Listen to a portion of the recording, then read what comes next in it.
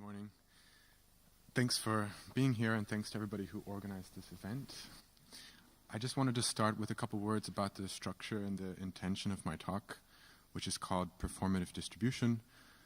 What I refer to with this term is a creative field in which distribution is treated as a performative, is enacted as a performative material.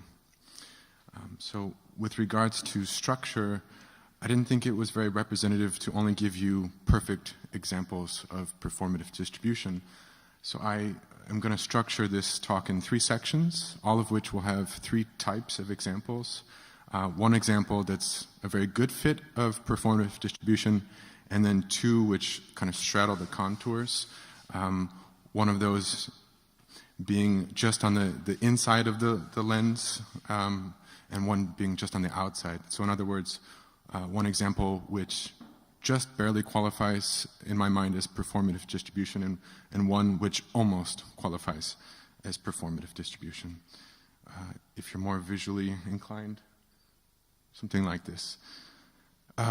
With regards to my intention of mapping out this world, what I'm looking for is not exactly a performance that has something to do, that's about distribution. It interests me when performances have something to do with distribution, when they act on distribution, but the examples that I'm most interested in illustrate how, at least in some way, performance is what distribution is made of. Some of these examples will come from my own practice, especially a record label that I run called Care of Editions, which develops new distribution models that are participatory and performative. But I have a lot of examples to get through, so I'm just going to skip along as quickly as I can. Please feel free to ask questions later on. So to begin with, this is a series of pieces by Walid Beshti, an English artist living in Los Angeles.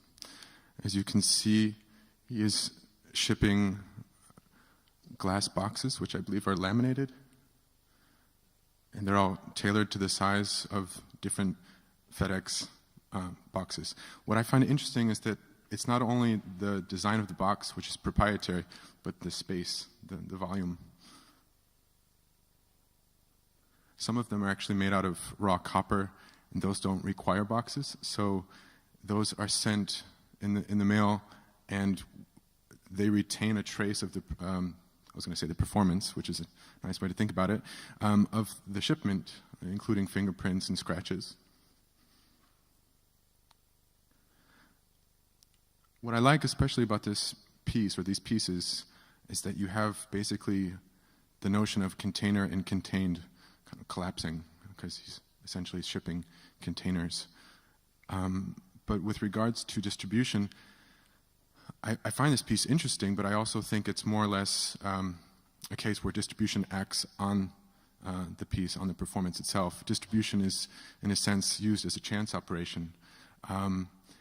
And those of you familiar with chance operations, there's a wide range of outcomes or applications of chance procedures. Some of them take you really far afield from where you thought you might be, and others are more or less refined to a safe space where you just don't need to specify the actual outcome, and you might want to just messy up sort of the surface level. It's kind of like icing on the cake.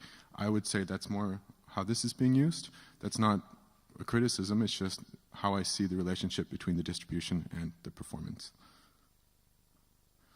So the next example, which I consider to be just on the inside of the periphery of performative distribution, it's a series of pieces by James Tenney, whom is a composer that I really admire.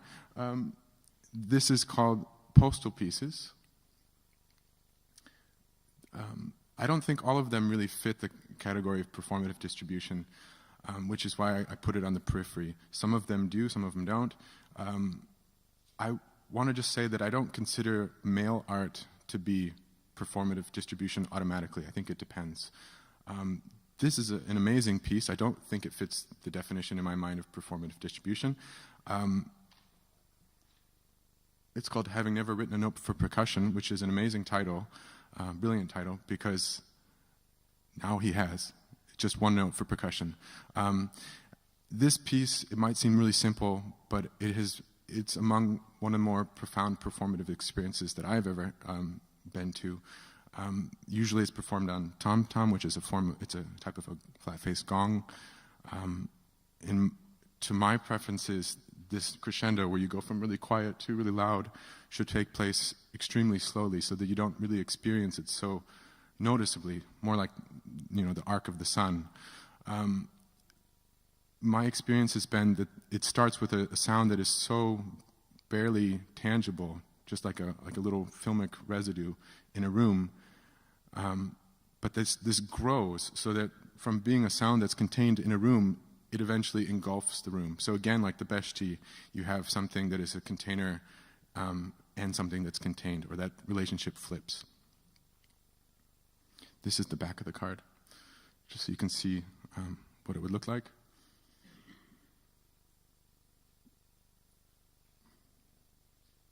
This is another one called, for percussion perhaps, or. This is more of an open score.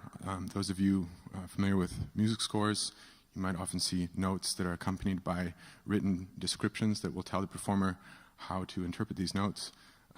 In this case, notes are not really there, or maybe they are. At least you have the description. I've seen this performed in many, many ways. One that comes to mind, which I only heard about, was just a tube of toothpaste being squeezed.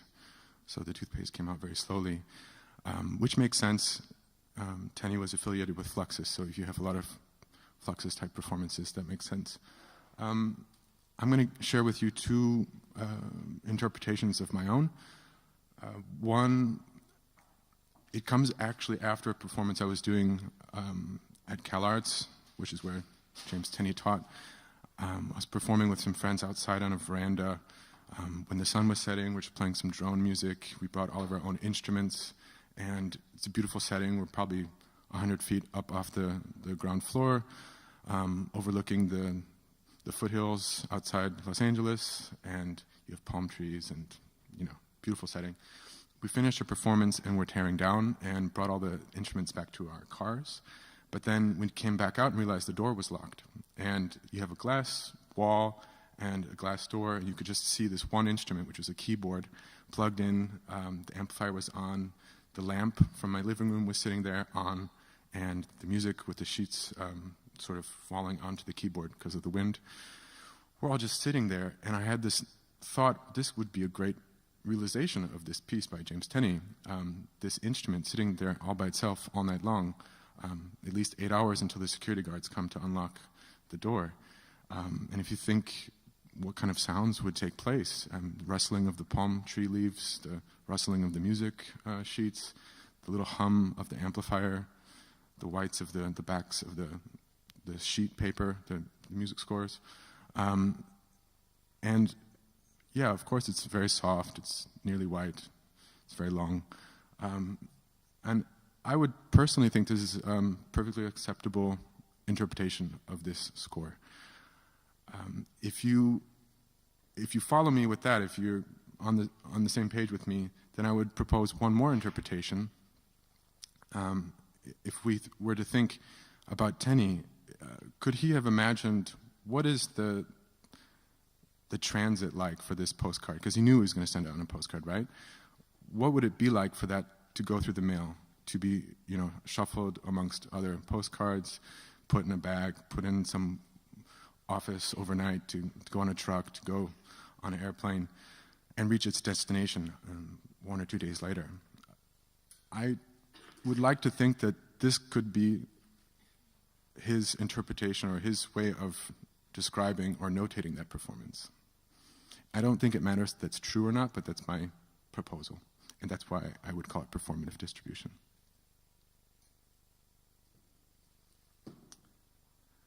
So this third example is a series of pieces by the French poet Mallarmé.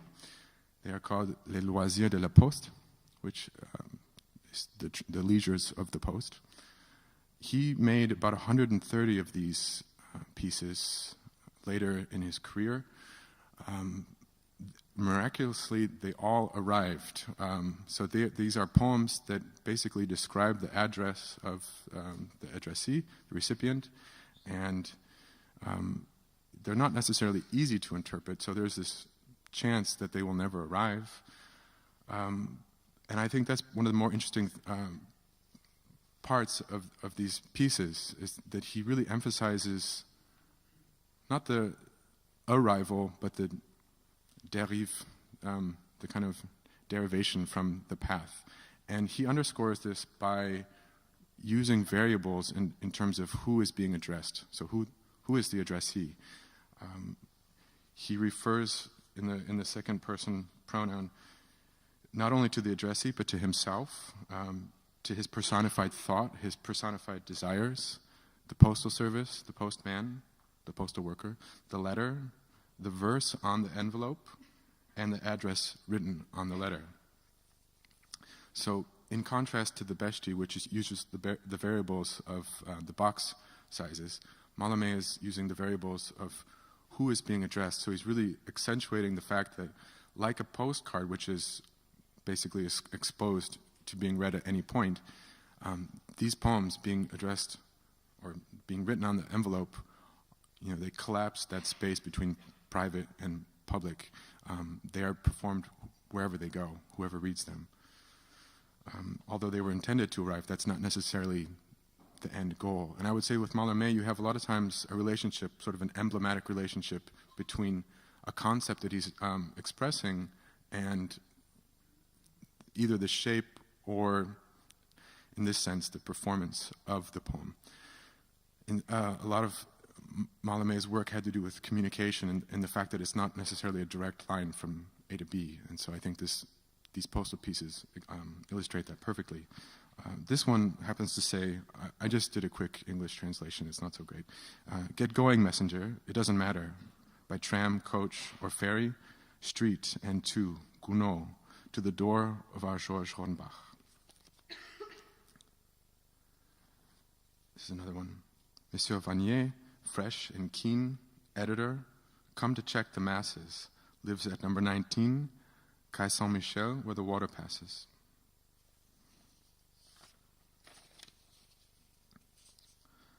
Okay, so that brings section 1 to a close. I'm going to skip over to section 2. But in this case, I'm going to start from the center and go back out to the periphery.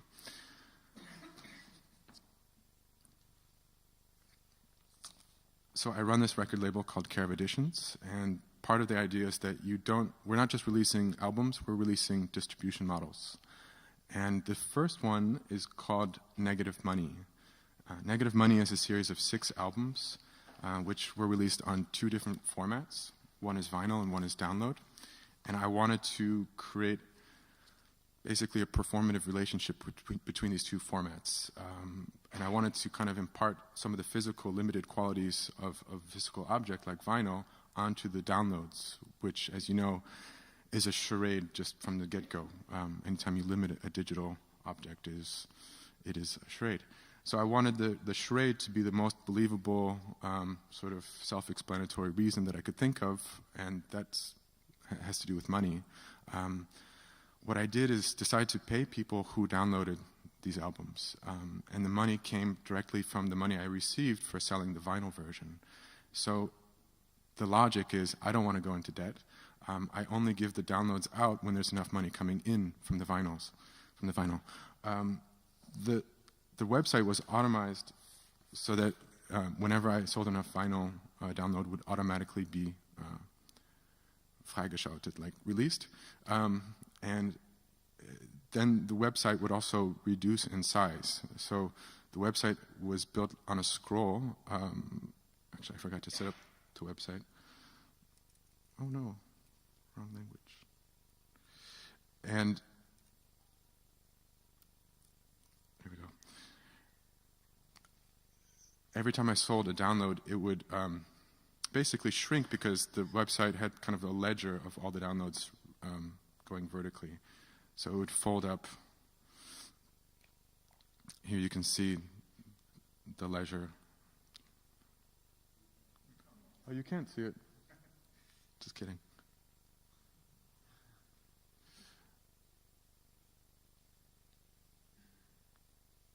I'm going to pass around some of the vinyl.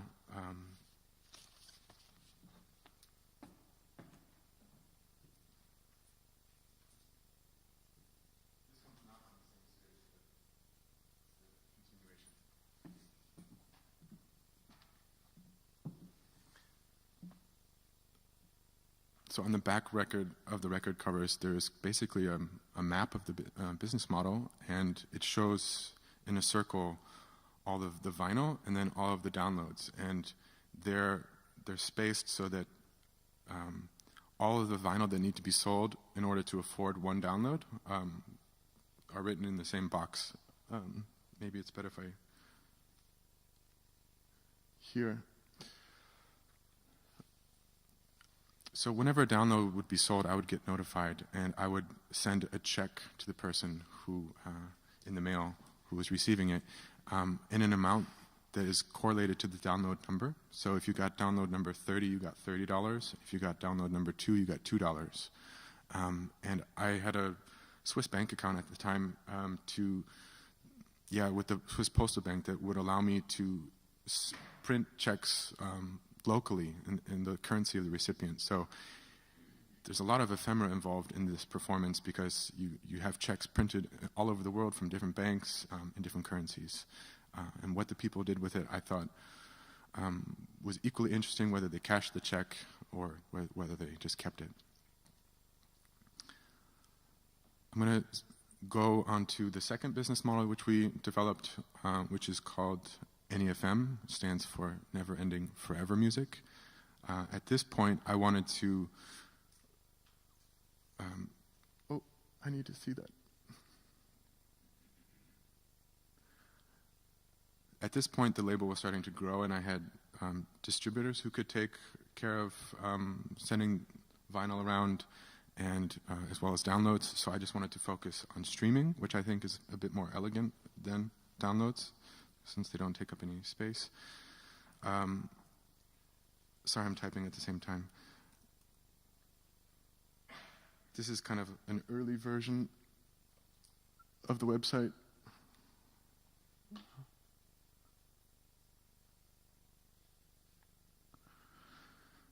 Okay. The idea is, it's a little bit like a radio broadcast. When you get a subscription, you decide how long you want it for and in what size area you want your subscription. So you get like a little listening zone, and in that listening zone you can listen to the entire catalog, but so can anyone else who's in your area. So if you say, I want a listening zone that's for my block or my city or my continent for 1 week or 1 month or 1 eon, it doesn't matter. These are all possibilities. They just affect the price.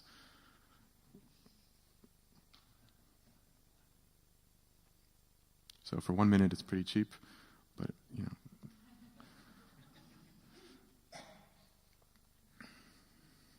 Just to give you a quick glance at the website.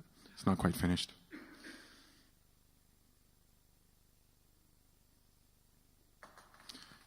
So,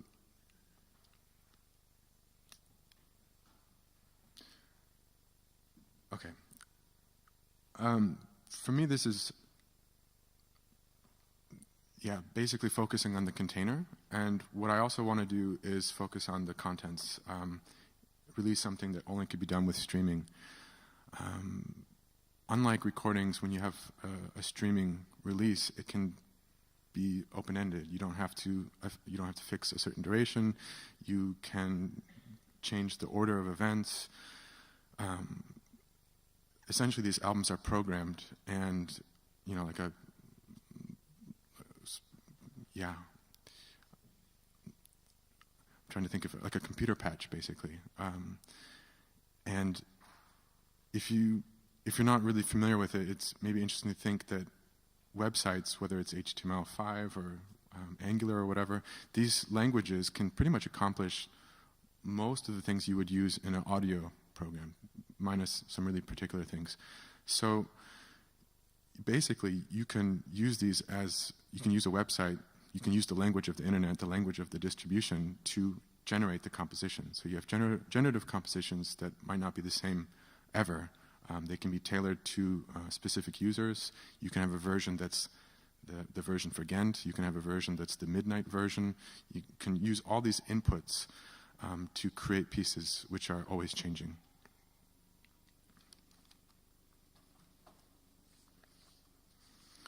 Okay, now I want to switch gears a little bit.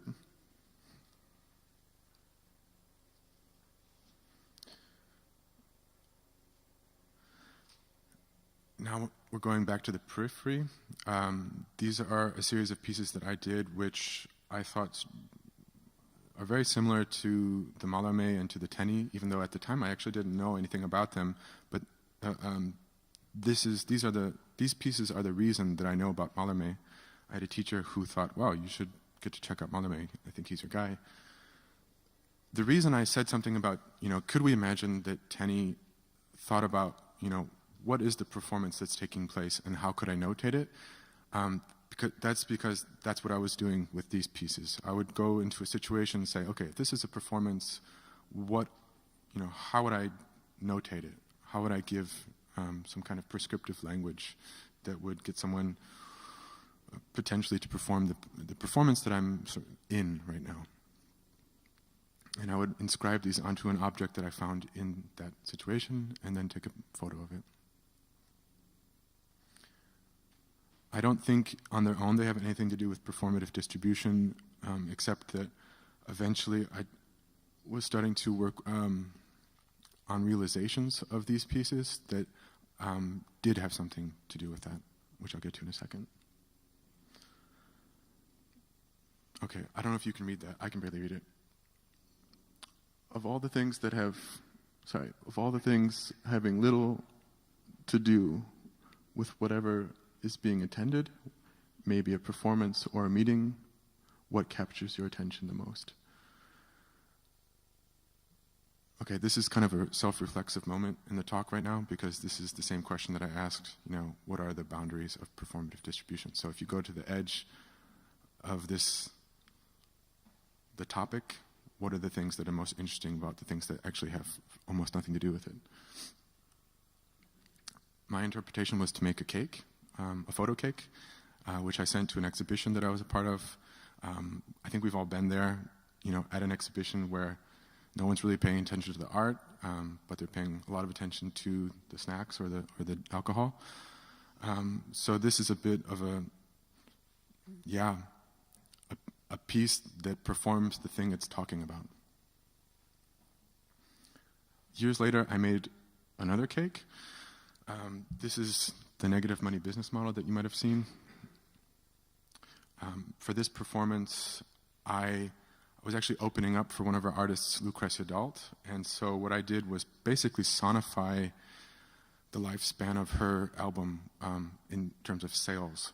So I made an audio track, and for every time that there was a sale of her vinyl, I did a balloon pop, but these were all pre-recorded because I condensed the amount of time to, I think it was like 5 or 10 minutes. So it happened very fast, 118 balloon pops, which were very bombastic sounding. And I performed the part of the downloads, so I put in these gigantic sparklers, I don't know if you can see that very well, in all of the 45 download spots, and I lit them at the right time to correspond with when the downloads were sold. I did another performance with Lucretia, and together with my label partner, we designed these chairs, which are like record bins. We made 45 of them, and inside each record bin, it's basically the equivalent of a download, were the vinyl that corresponded to that download. So it's a kind of a visualization of the business model. You could kind of sit on one of the downloads on top of the vinyl that, funded it. Okay, now we're going to go back to Mallarmé. The loisirs, these pieces on envelopes, were actually just a subset of 450 other pieces that he wrote on objects and accompanying gifts that he gave people through the mail. Not only through the mail, sometimes. These are typically called his occasional poetry. And this is a term that kind of stems back through antiquity to Aristotle. Aristotle made a division, or he articulated a division that he perceived between what historians should do and what poets should do. So an historian would focus on particular facts of an event or an occasion, whereas a poet should focus on the essence of something. And what he left implied is something that Hegel actually made explicit, which is there is a marginal kind of poetry which does both. Hegel kind of updated the terminology. I'm not going to get into any depth with this, I don't have time, but Hegel was focused on the difference between the essential and the contingent. Contingent meaning something which is just circumstantial. It didn't need to happen at all, and it certainly didn't need to happen in the way that it did. Somebody else who picked up on this was Alain Badiou, who the crux of his work kind of comes down to being versus being in a world. And his great inspiration, as he expresses very often, is Mallarmé. And Badiou's student, Quentin Meillassoux, also is very inspired by Mallarmé. He's written a book about him.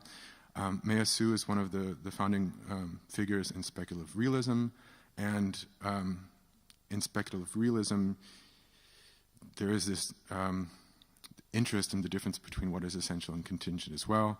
I could use a formula from one of Mallarmé's most famous poems, Un coup d'idée, to describe, kind of paraphrase speculative realism, to say that everything is contingent except perhaps contingency.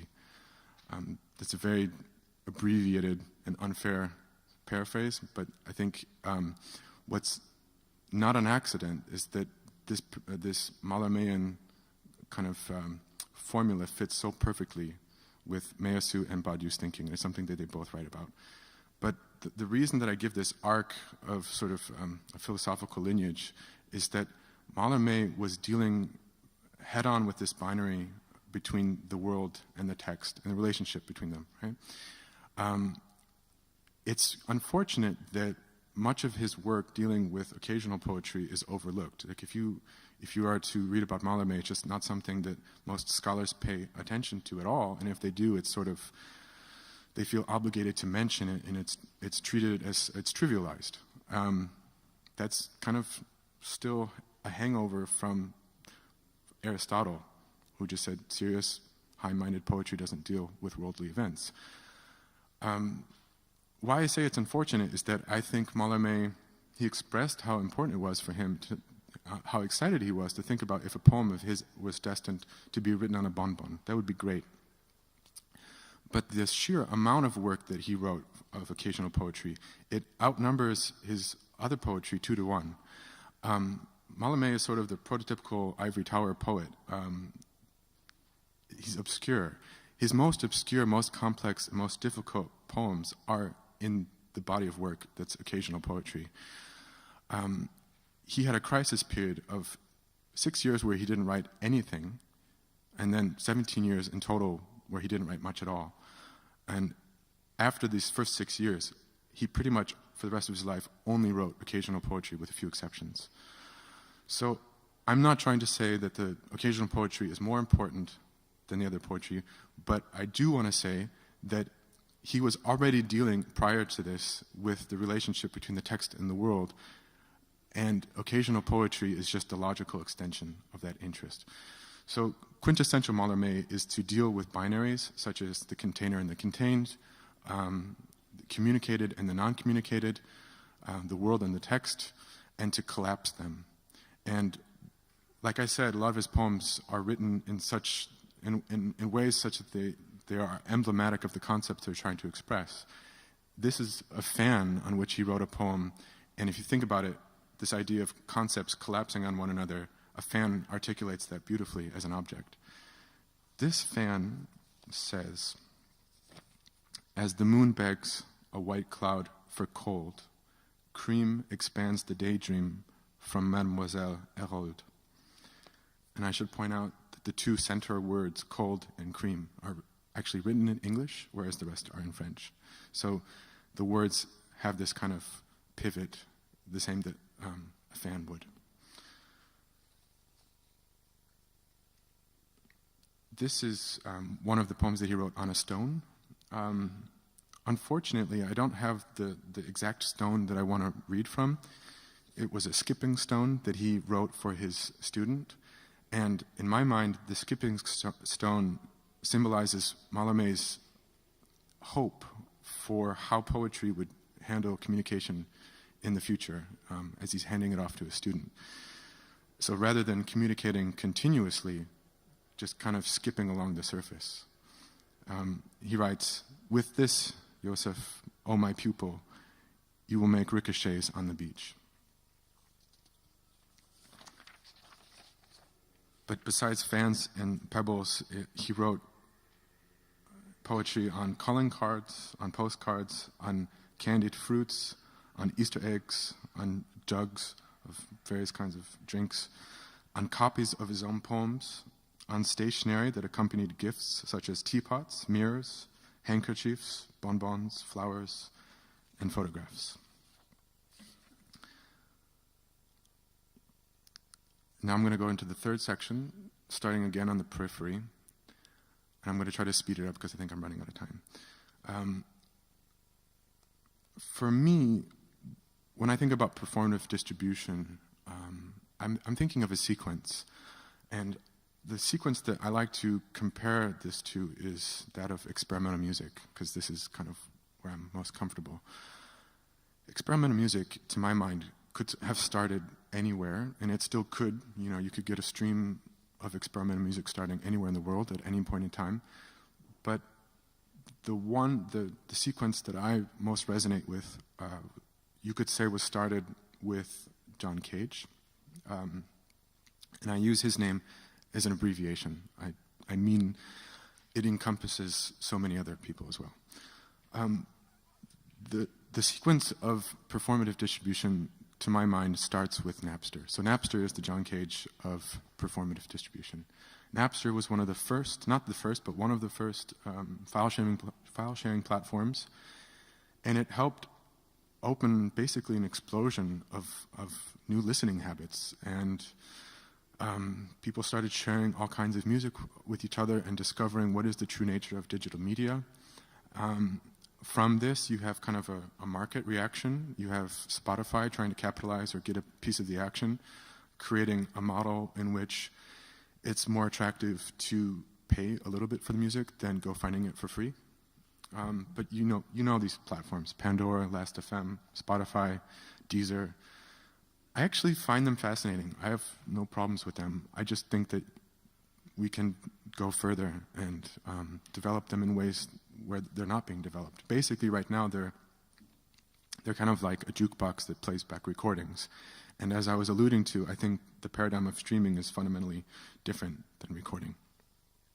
But I do think of these as compositions, all of them.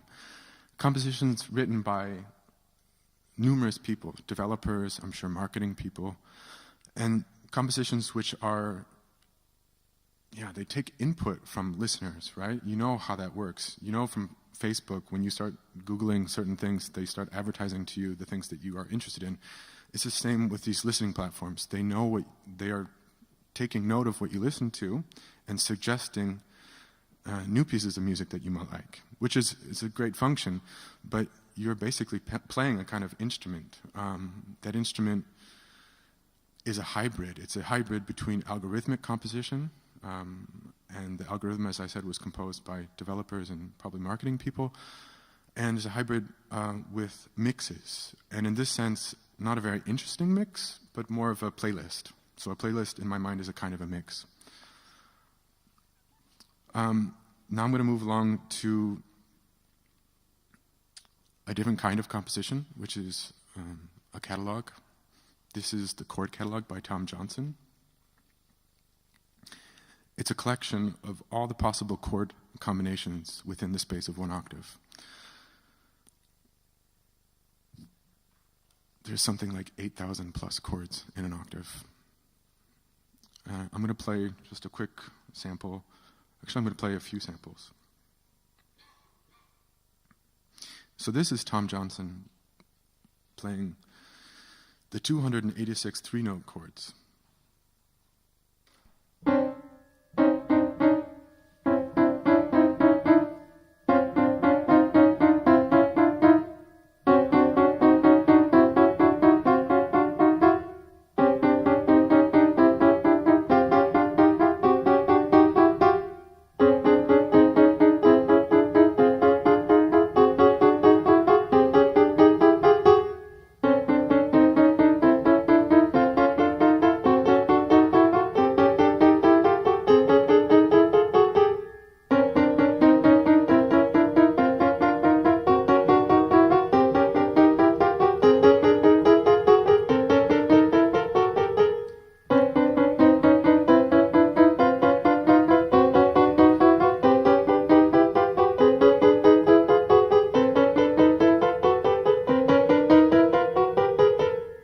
Sorry, that's a little anticlimactic. I cut it short.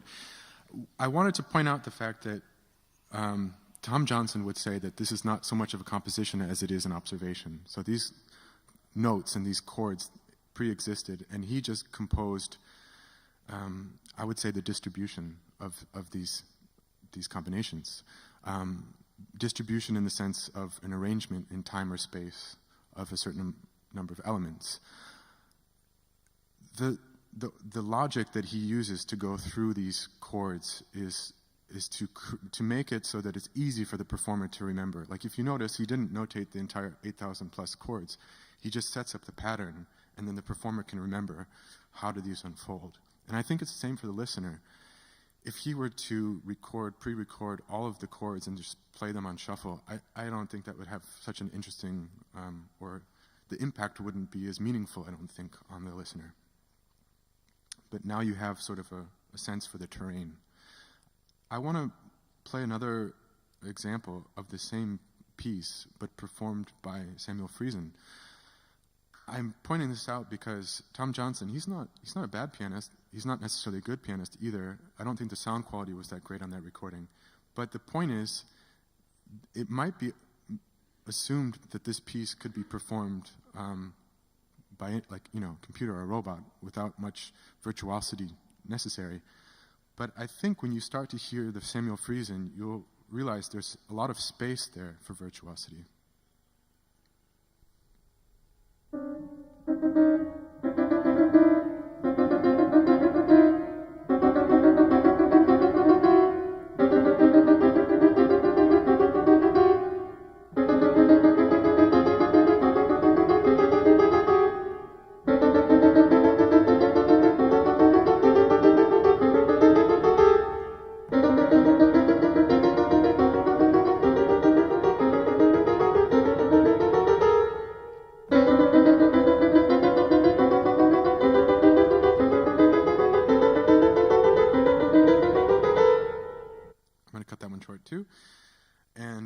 I just feel like playing for you another section of the same piece, just so you can get a little bit more of an overview. These are the 286 10-note chords. Not coincidentally, mathematically, it's the same amount of chords as there are 3-note chords.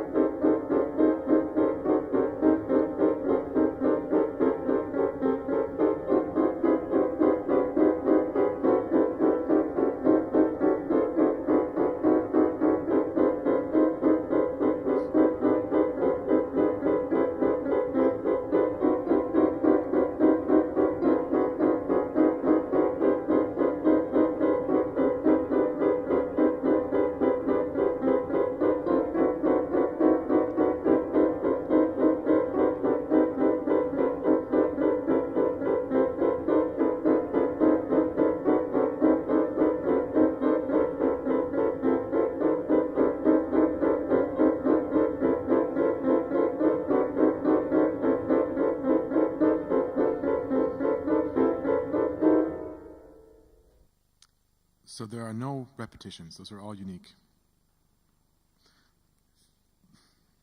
So Samuel Friesen not only breathed new life into the performative possibilities of this piece, he also started writing music that was inspired by Tom Johnson. Tom Johnson has so many pieces that are similar to the chord catalog. He does a lot of sort of elaboration. He number informs a lot of the structural components of his pieces. I won't get into it, but I think it's interesting to listen now to Samuel Friesen's music just really quickly, how different it is. You'll hear it's a little bit more sensuous and more along the lines of Morton Feldman.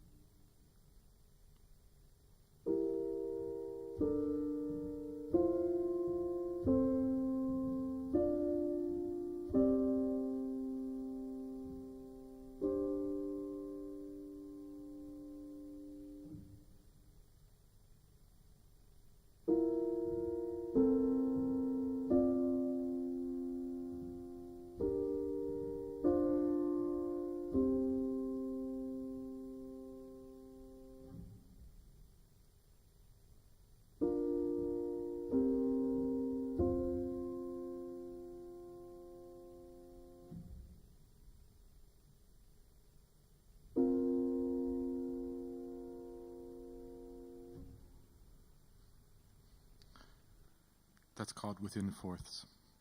It has a very similar logic to the chord catalog. It's kind of a restrictive distance that each voice can deviate from the other pitches.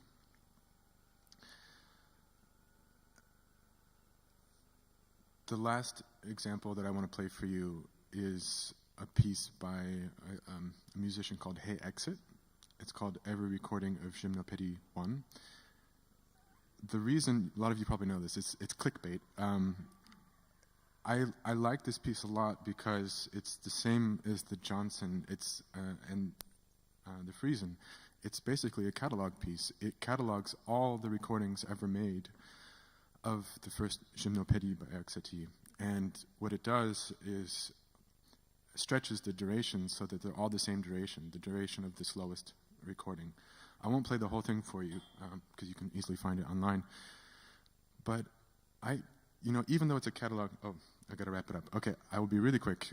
Even though it's a catalog piece, it's a different variation or variant of catalogs. I call them super comps, super compilations, when you have a compilation that's exhaustive of one thing. So I'll just play 30 seconds of this.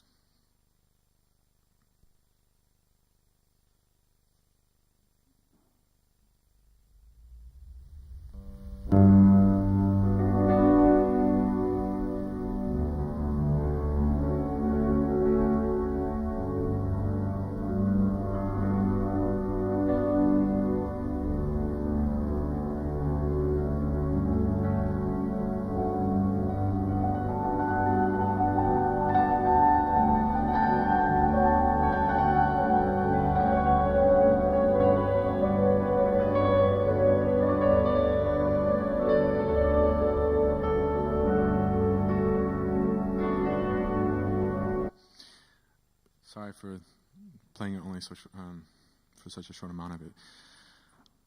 I guess my last example is going to have to be my conclusion.